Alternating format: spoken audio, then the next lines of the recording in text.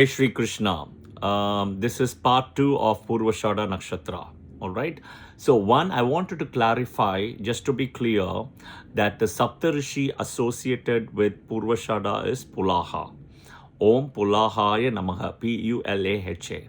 You can also, in addition, pray for Kshyama, which is Pulaha's wife, and Gati. Om Shamaya Namaha. Om Gatiye Namaha. Gati. Kshyama is Kshama, right? Ya Namaha.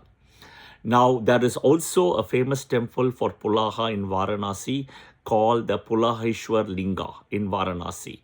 So you can go to this temple, and I would highly recommend you go as well when moon is in Sagittarius in the nakshatra of Purvashadha. All right? Okay.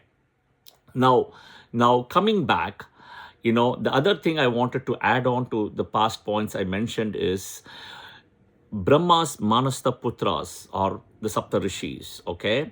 And among which Pulaha, it is said that it is come from the mind.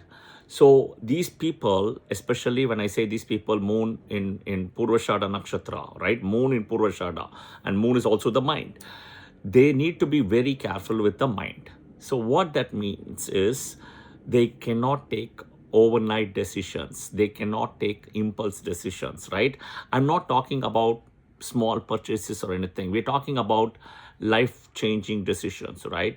Like, for example, buying home, buying property, buying land, changing jobs, changing places, right? Buying cars, marriage, for example, all those things, right? Big decisions, right?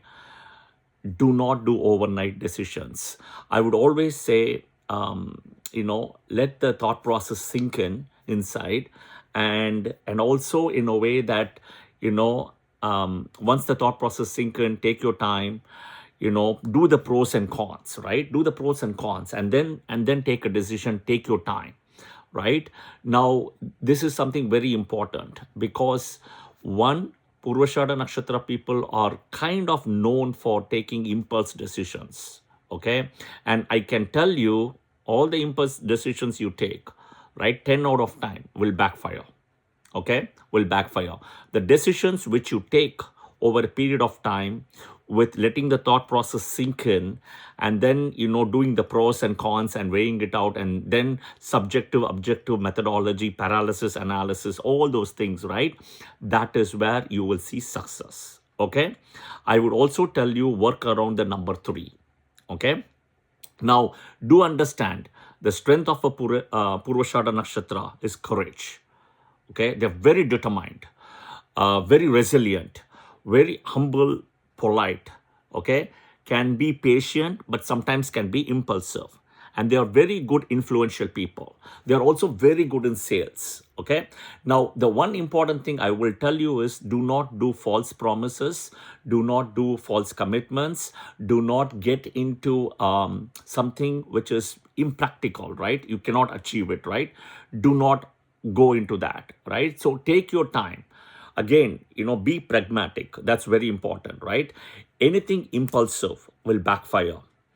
Anything being very shown as argumentative will backfire. Anything being stubborn will backfire. Anything trying to please someone, right, will backfire. Okay? Do not set unrealistic goals, right? Or make any false promises, right? It will backfire. Okay? The promises which you cannot fulfill. Now, coming back, right? Perfect example I'll give you of a chart.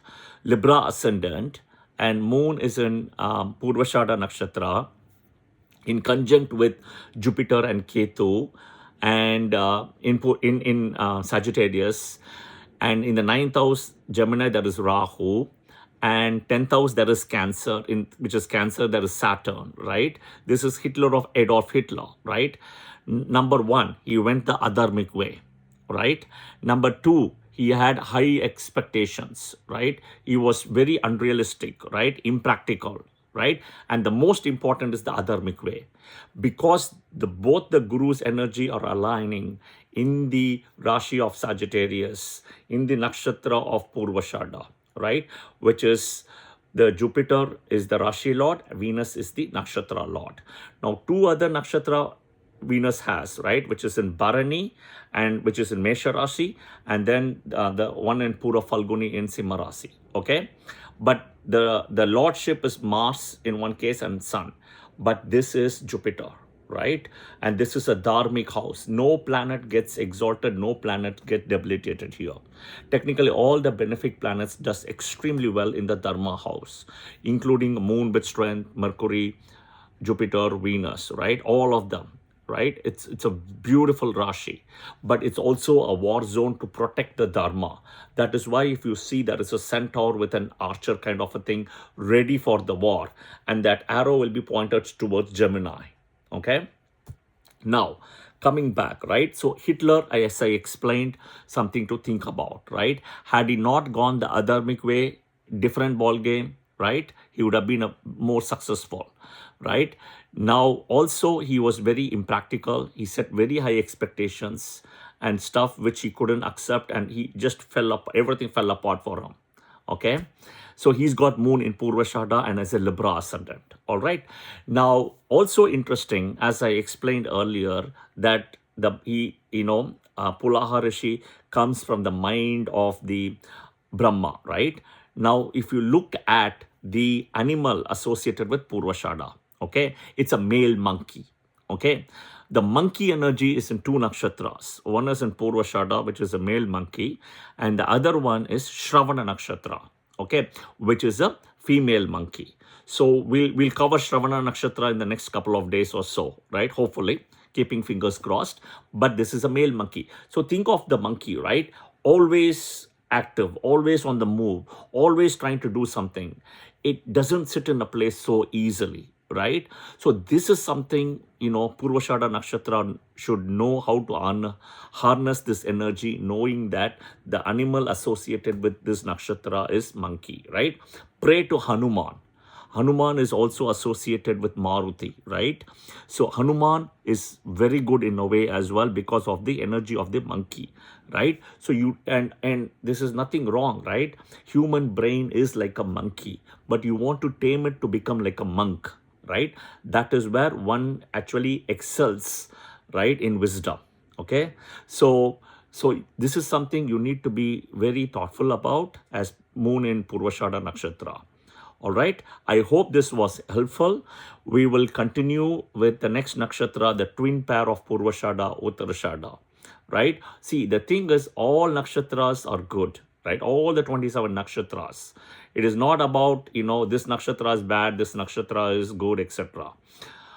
At some point, I will do a series of how to see the strength of your nakshatra. Right. I will also do that at some point. But all nakshatras are good. You want to see the nakshatra lord, the moon strength, etc. Right? That is the most important thing. Think of a plus or a minus. And I've been asked questions, the difference between, or how you put it in a way between your ascendant, right, your nakshatra and your dasa, right? See, ascendant is the dharma, or ascendant is the destiny you are born with. Whatever ascendant, right? But wherever your moon sits, your nakshatra is, right? How you process everything inside, right? How you process what you're supposed to do, right? That's the moon nakshatra. And the dasa lord, what you're running is how you externally react and put things on other people, what you do, what they see as well, right? So it's a combination of like almost three things. Of course, then you have the transits and everything. Then the Arudha Lagna comes in. But at a very high level, think of these three things, yeah? I'll be back soon, and this is the second session. So please share your comments. Please do subscribe, and I will try to continue the Nakshatra series. All right. Jai Shri Krishna.